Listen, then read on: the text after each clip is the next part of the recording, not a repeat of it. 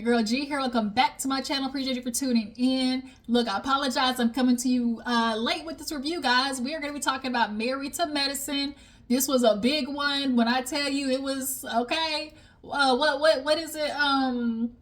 Dang, what's the song I'm thinking of? I don't fight. I don't argue. I just hit that with a bottle. I hit that with a bottle. What? And then look, if you buck wide up, if you up, wide up. Like, shit, that's for the girls, you know, who know 90s and who 80s and 90s babies, okay? Look, if you buck, okay? I don't fight, I don't argue. I just hit that bitch with a bottle. Like, what? And they was out here, okay, about to get it started over here in this Sandbar. But yeah, you guys, Married to Medicine, I want to go ahead and try to knock out this review super fast, because I know I'm behind, and then, hopefully watch Real Housewives of Beverly Hills and come to you guys with that as well. So if you're new to my channel, hey, how you doing? Appreciate you for tuning in. Can you go ahead and do your girl a favor, all right, and put a like in the collection plate, all right? Come up here on your girl's channel. Just do a little like, you know, it's a little light work, plus it's free. I mean, it's free. I ain't trying to take no money from your account. I ain't trying to take, you know, I ain't trying to do like Apple and hit you with that unexpected $7.99 out of nowhere, okay? It's free. So go ahead and hit the button. Damn. Yeah, and everybody else who's already part of Juice WRLD's crew, y'all know what's up. Drop down in the comments. Let me know what you stopped by and tell me what you feel about tonight, this episode, all right? So we pick up, basically, it's the next day after everybody has experienced this big old grandiose, you know, blow up. Quad over there in her room talking to King like, oh, you know, it's just seeming like maybe, you know, Greg's not really to handle watching me be happy. It's giving, you know, jealousy just a little bit. You know, I got this fine hunk of, you know, special dark chocolate over here, you know, and it's not necessarily just King that pisses Greg off. It's what King represents. And it's the fact that he is everything of what society deems more masculine. He's taller, got a deeper voice, okay? He can stick his chest out, poke his chest out, you know? And those that hits all at Greg's insecurities. And, you know, watching Quad be extra, because you know if there's anything Quad is gonna do, is be extra, okay? Extra, read all about it, all about it, okay? She was giving Miss Quiet, okay? So she was letting the liquor, you know, do the talking about you, I'm what you want to be. I'm what you want to be. Then they see, oh, this man, he deserves a baby. I want you to have a baby, you know?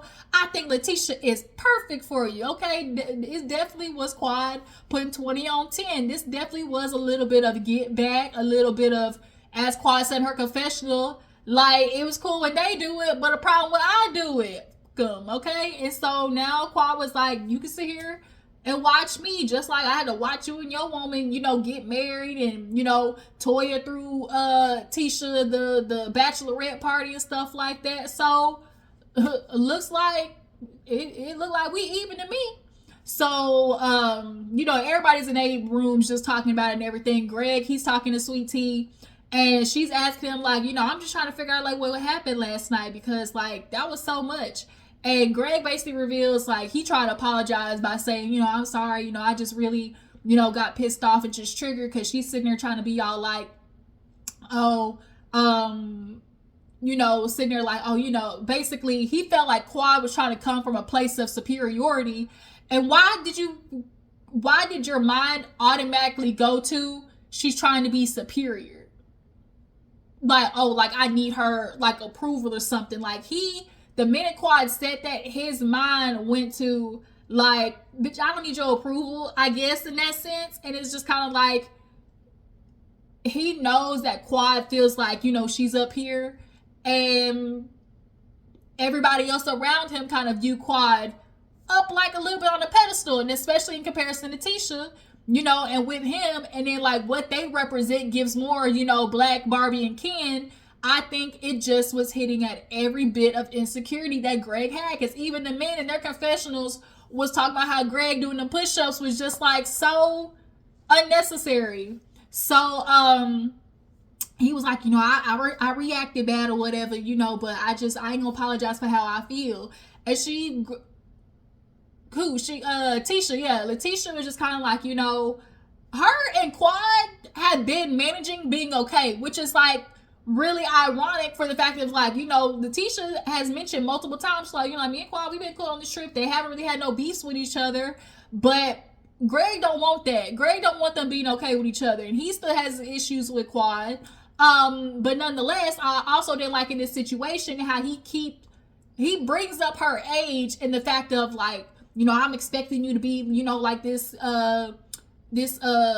moderate woman or something like that, and she was like, bitch, and I'm not. He was like, you know, this age gap thing, like he's trying to minimize her smarts or her reaction, and just basically trying to put her acting a certain way on her age, and it got nothing to do with her age, because here you are 10 years her senior, and you were the one who was acting out. Like, don't you try to project on her like she was acting out, because the truth is, Greg, we know that it was a lot more that happened in that blow up that did not get shown.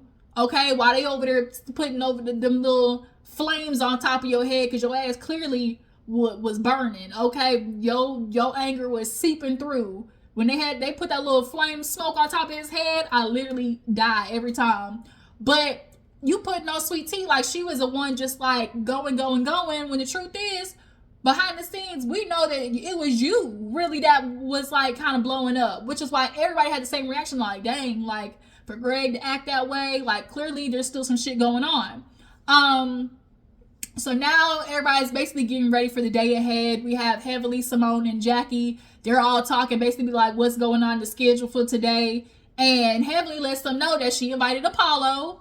And so they're like, oh, okay. How that's supposed to work with Phaedra not only being here, but, you know, seeing Phaedra, she got this new man here. And at this moment, they still don't know that Shek and Apollo, you know, is good homies.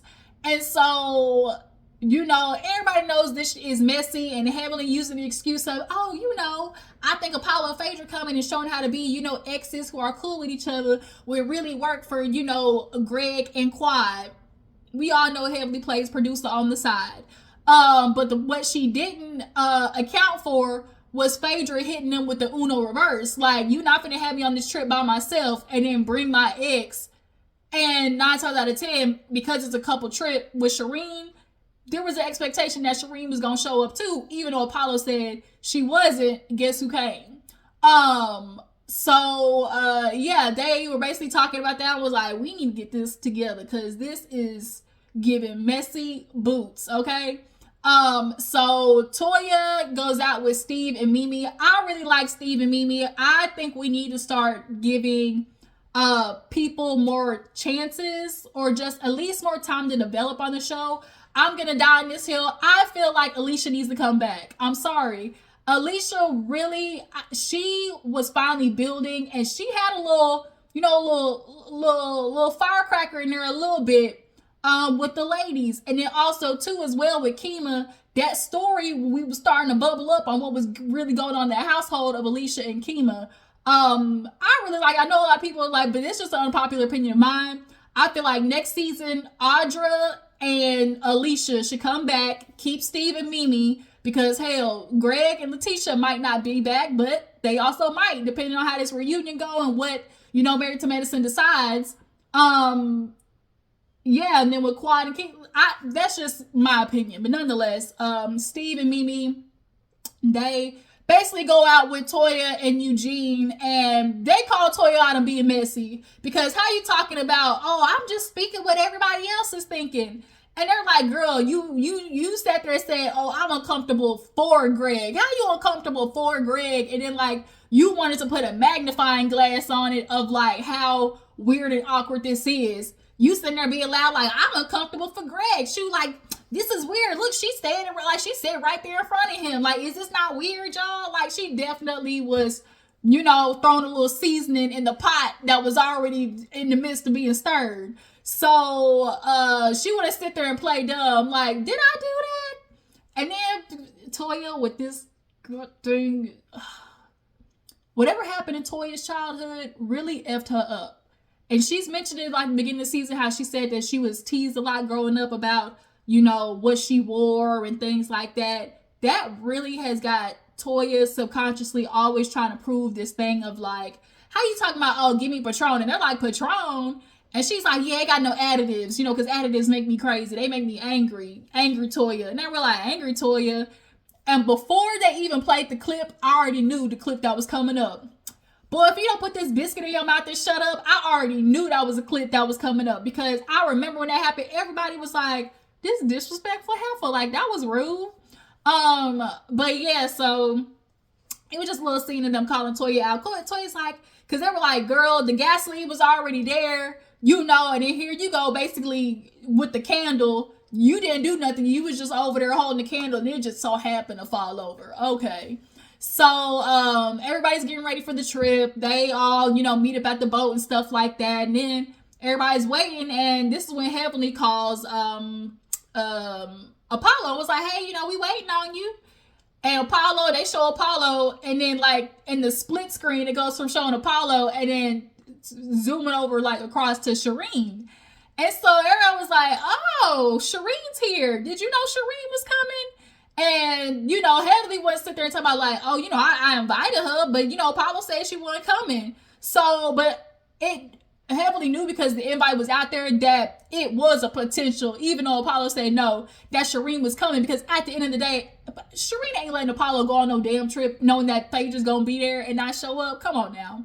But like I said, Heavenly had in her mind the story that was gonna be created with just the whole Apollo and Phaedra situation. But because Phaedra, came back with a little okie doke and invited Shaq, that was something that Heavenly was not, that was a variable that she was not even considering or knew was going to happen. So now you see Heavenly face just kind of realizing like, oh shit, like, and that's why she was over there with Apollo and Sherrein like, I'm sorry, I did not know that Shaq knew y'all. I did not know. So now this is where everybody's kind of piecing together like, oh, this not only went from, Phaedra just bringing a man to, make sure, that she's not solo and then, at least got somebody, standing next to Apollo. But, she not just brought a man, but she brought his homeboy. Like, oh, okay. Phaedra playing for keeps. So everybody gets on, they stop up and head up or whatever on there and they step up and everybody's giving them hugs and everything. And I think it was contestant was like, oh yeah, and Phaedra? She's like, yeah, I know Phaedra. And Phaedra definitely made it be known that she was the mistress, okay? Point blank period. Girl, you was, what did she say? You was a slut from the 90s, okay? You ain't slut from the 90s. She was on Apollo, and then when she said, I remember, she's like, I was just there more than Apollo. So, girl, you was riding with him, giving love after lockup, okay? You was riding with Apollo through all his sentence, and now it's just crazy that after this, event has happened on Married to Medicine, we sit there and see that it was announced that they headed to Splitsville. So, yeah, we could have seen that coming because at the end of the day, Apollo is a fine specimen. And you know why I hate saying that is because there's nothing more annoying than a nigga who know he fine. And Apollo know he fine. Then his beard that got thicker, it's just giving, just full masculine energy with the beard, the hair, and he light skin. Like, and he built like Apollo been fine. Like, and that's you can't date niggas who know they fine. Point blank period. And Sherrein, it's like you wanted that man and now you got him, but you surprised that he out there cheating and everything. And we saw him with a backpack at some girl's house and just a whole bunch of shit that you had to deal with. And we knew he mentally was tapped when I watched him on Couples Retreat. When he was on Couples Retreat with Sherrein, that's when I saw, he effed up in the head, okay? He tapped mentally and emotionally. And girl, Sherrein, this might be time for you to run for your life. And the fact that you went and traveled and brought your daughter with you just so you can sit there and visit that man in prison, girl, the nerve of you. But yeah, so everybody, is on the boat and because of such the big blow up it was last night, everybody you could tell just like, let's just have a good time today. So they cheersing or whatever, it's a good time, everybody drinking and whatnot, but it's always the calm before the storm. You got the heat, everybody dehydrated and drinking nothing but liquor. It's a recipe for disaster. So, they're on the boat and this is where Apollo is, talking to, Heavenly and somebody else. He was like, yeah, like she mentioned something about Shek or whatever, but like he told me, like, he was like, I know Shek, like that's my boy. And even Sherrein was like, yeah, like he come over to the house for the holidays. So he was like, he mentioned something about it, but not like in detail like this or whatever. And so he's like, but it's cool, we'll address it. And then Phaedra's over there talking to Tessa, was like, you know, how you feeling? She's like, shoot, I'm good. Because Phaedra at this point knows that it is a shake and a twist, okay, that what she's doing to Apollo. So they make it over to the Sandbar. Boy, Toya hopped down, fell flat on her ass. That was nothing but foreshadowing for Heavenly to do the same shit. She fell on her ass trying to get up, going after Sweet Tea. But yeah, they make it to the Sandbar. You know, everything's good. Everybody's, you know, some shots in. They had, when I saw the Don Julio, I said, oh, they trying to get lit for real, for real. It's the Don Julio, Acafulio. Should I call your motherfucking phone? That's how you do me, ho? Like, you can't see Don Julio and not think of that. It's the Don Julio, Acafulio. All right, and Acafulio they did. So everybody's, you know, just out there having cool, you know, conversations. We finally get the men kind of like surrounded around each other. Steve introduces himself to Apollo. He's like, hey, you know, how you affiliated with the group or whatever? He was like, you know, I've been know everything. You know, I know Damon. You know, Heavenly's the one who invited me. You know, like, yeah, I've been around Atlanta. Like, I know, you know, I've been out with this crew for a little bit. And everybody kind of noticed, like, how he didn't want to say, like, oh, you know, Phaedra's my ex-wife and I just, you know them through her. Like, he couldn't even say that much. Like, he didn't even want Phaedra's name to come out his mouth. Or at least to know that, Apollo, the reason that you get the infamy that you do, you and Sherrein, is because of Phaedra. That's just what it is. And so, yeah, after that, Eugene does a toast like, hey, you know, the homies over here, just want to, you know, say, you know, appreciate y'all. Everybody just having fun. You know, guys, we finally get to have time together. After Steve introduced himself to Apollo, he introduced like himself to King, and they were just discussing, you know, Steve's past. He was like, yeah, you know, I played, you know, ball or whatever. And he was like, shoot, want to go for a quick 40? Everybody knows 40-yard dash if you know sports of some type. And so he's like, shoot, then after we can do push-ups. And then it was like the conversation. Eugene and me was like, I'm not finna have no pissing contest with y'all. Like, I'm not. And Steve was like, shoot, when you get men together, you know, Steve definitely, with him being athletic, that competition side of him is always gonna be there. And with him and King having that conversation, here go Greg with his old with his old Mucinex looking ass talking about shoot, push up, that's what you want to do. Shoot, that's what you want to do is push up. Shoot, I got you. When he went to doing the push-ups, and he's sitting there going, Letitia, and he was doing the push-ups, everybody was just like, okay, Greg, like, whatever you felt like you had to do. He told me, yeah, come on, man, shoot, that was nothing. Greg ain't probably did no push-ups in 6 months. Hell, if that. But he was able to push himself to do a quick little 25 out of, I guess, trying to make up for the fact that he fell his ass off on that canoe, and then for the fact that King is in front of him. It definitely was hitting at Greg's insecurities a lot of this trip, what he was faced with. So after he does his push-ups, you know, that's when Eugene did the toast. Was like, yeah, you know, I'm just happy that you're here, King, or whatever. You know, you've just kind of like came in, you know, calm and smoothly. I really appreciate that. And he was like, yeah, you know, I don't got no problems with nobody. Then Greg was like, yeah, you know, I know I didn't formally introduce you or nothing, but you know, it's just because, you know, I'm, you know, my ex-quad, you know, we just ain't good or whatever, you know, so I just, you know, I ain't got no problem with you, brother, you know, I don't mean no disrespect. And King was like, yeah, you know, I get it, you know, there's a lot of trauma there and stuff like that.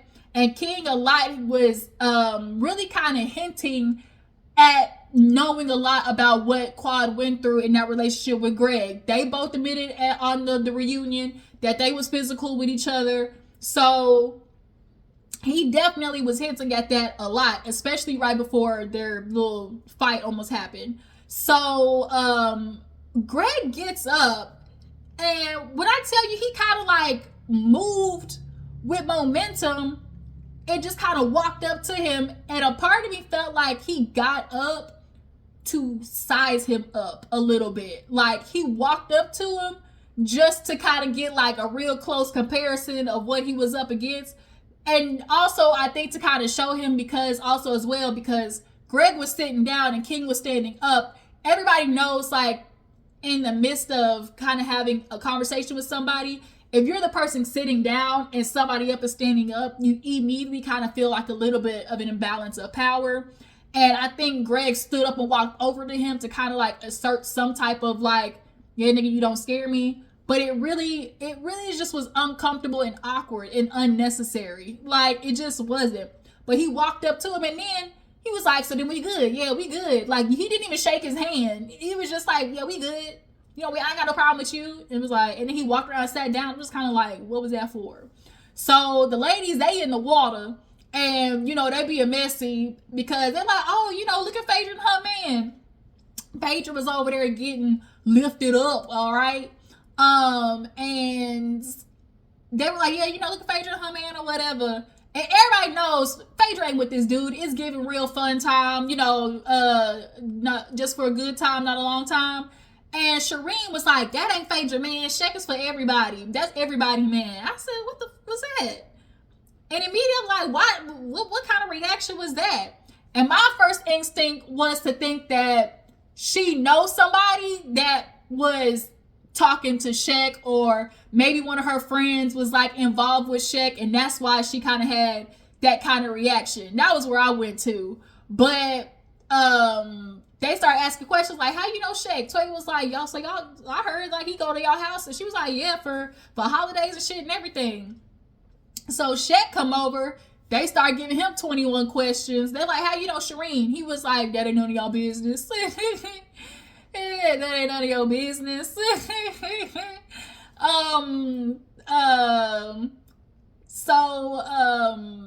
Apollo ends up walking over, and they start asking Apollo like, oh, like, did you know Shaq and Phaedra was so like, you know, did y'all have that conversation? And Shaq said he told Apollo, but I think Shaq obviously couldn't give him the full details. Shaq gave him a call, and basically he hit him with the service level of, oh yeah, you know, I ran across your wife and speed dating. But Apollo was like, but that's all you said. He didn't tell Apollo, hey, I ran across your wife and speed dating, and we kicking it right now, and I'm gonna go on vacation with her. He didn't mention that. And so Phaedra over there on the side, like, well, why do you care, Apollo? Like, we not together. And Sherrein would hit her with the, Apollo don't give a fuck about you. What? Aaron, wait a minute. Okay. So Apollo don't give a fuck about you. And she was like, see, Apollo, I told you with Faye over here. And what? She said Faye, and Phaedra hit it with the, my name ain't Faye, bad built bitch. Get her ass. My reaction when I tell you, everything in me, like in my mind, I was running around the whole beach just laughing, because everybody's like, oh, there go the real Phaedra, because her rebuttal was too quick with it, okay? It was too quick with it. So now they going back and forth. Apollo, why you even care? Like, we not even together. Da-da-da-da. So Shaq put her off to the side, and he's like, I told you we not doing this. So then Tisha was like, well, who invited you? And it was Heavenly. And so she asked Heavenly, well, why did you invite them? Heavenly hit her with the, you can't question me, bitch. Like, you ain't finna ask me no questions. And Heavenly does do this a lot. And so the ladies really do too, a lot with Letitia. Every time she try to say something, like, they basically kind of hush her. And Heavenly does it a lot, I think, with the fact that Letitia's a lot younger than her. She don't respect her. They did that with Quad. Like, if you're younger, then also you just married to a man, you ain't really got shit going on with yourself seemingly, they very much give, like, I don't respect you, belittle you energy. So for Heavenly to feel like Letitia, although you brought her on the show, is not supposed to question you about the shit that you did, just kind of crazy, Phaedra. I mean, not Phaedra, Heavenly. So Heavenly tried to get up, y'all. Ass fell right back down. Another moment where in my head, I was sitting there running around the beach laughing, because had it been me, Letitia, I would have laughed at her face real ha, just all up in her face, and just looking dumb. So they going back and forth, calling each other every witch and bitches and hoes. And as that's happening, you know, they come over to pull them apart. You ain't finna talk to me like that, bitch. You. So then Greg comes over, pulls Sweet Tea to the side. He's like, I don't need this today. I don't need this. Like, we not gonna do this again. So then King, I don't know why King. I get it, King. You want to be there for Quad. In his head, he thought this just was the perfect time to talk. And I'm thinking, obviously, King ain't been on reality TV, but probably in his mind was thinking like, oh shit, since everybody's having a moment, like, everybody's, you know, addressing their issues, it's my time to do it. And he was like, you know, I wanted to do it when we die in front of other men, so he don't feel like, you know, he got a posture, you know? And so he literally sees Greg holding Sweet Tea and was like, let me talk to you. And I'm like, this ain't the right time. And Greg should have said no and worried about his wife, but his ego wasn't gonna let him do that. So he get pulled over to the side, and King hit him with the, you know what happened yesterday, I'm gonna let that slide. But going forward, you know, you're not gonna say nothing quiet. He was like, I don't want to talk to her. He was like, but you know, I know about the past. He was like, you know, her version of the past. He was like, either way, like, you not finna talk to her, you know. And he was like, well, how you gonna tell me, you know, she could say whatever she want, but I can't say nothing back? That don't make no sense. And it don't. Like, cause Quad gonna run her motherfucking mouth. We know that. And so to just be like, Quad can say whatever to me, but I can't say nothing back. Now you obviously see how it feels when Letitia was like, how you expect me to be quiet when people coming at me? Like, what? And then at that, here you are saying the same exact thing that you're getting mad at Letitia about? Come on, Greg. So, you know, Greg tried to make himself, like, big. You know, they know that, so, like, in the wild, that's what males do. It's all about making yourself, you know, big. And so now he start holding his hands out like, she almost knocked this shit over. So I don't want this, you know, I don't want this, I ain't finna do nothing but you, what you finna do? And his arms, he was making them, like, swelling up. And so at this point, the men start slowly migrating over there. And King is like, listen to me, I'm telling you shit right now. And so he was like, because Greg, when he was sitting down with the men and hit him earlier with the, I just told her, she talked too fucking much. Like, I think Greg in that moment really was looking for a way to basically kind of like put in King's face, like, and have a moment of male solidarity of like, shoot, I know your woman talk too much, you probably dealing with it, you know how women are, men love to do that, you know how women are type shit, you know. And King didn't do that. He was like, yeah, but this is my woman, so I'm gonna stand up for her. And so he hit her with the, you gonna find out one day because I know how your woman is. Okay, here we go, shit getting started. And King was like, what's up, motherfucker? And then we see at the end of the episode, when I tell you Greg was backpedaling, okay, he was backpedaling like a motherfucker. And King went over there, all you see is quiet. No. She was just, no, oh shit, no. Then you see Sweet Tea and her titties flopping everywhere, just every which way. She running from Phaedra, she whoop, titties flying in the wind, and that's where the episode ended. It was like, oh Lord, here we go. And so we see next week, half of the hoes leave. It was just so much. It was too much. But y'all drop down in the comments and let me know what you feel about the episode. Do y'all feel like King picked the wrong moment to try to address Greg? Do you guys feel like Greg is insecure, you know, when it comes to King? When it comes to Phaedra, literally, y'all, when it was Phaedra and they were over there on that beach, literally the only thing I could just think of in the back of my mind. Go away from me with this. Okay. Go away from me. Stop it, Apollo. Get away from me with this, Apollo. Like, that's all I could think. Yeah, so, you guys feel like Sherrein wanted to have a moment with Phaedra. And do you think Phaedra was wrong for bringing Shaq? I don't. Hell, nigga, I don't owe you nothing. The only person who really owed you anything was Shaq, if you ask me. But I digress. But I'll catch you guys later. And y'all make sure to follow me on Instagram and Twitter. I'll catch y'all hoes later. Deuces.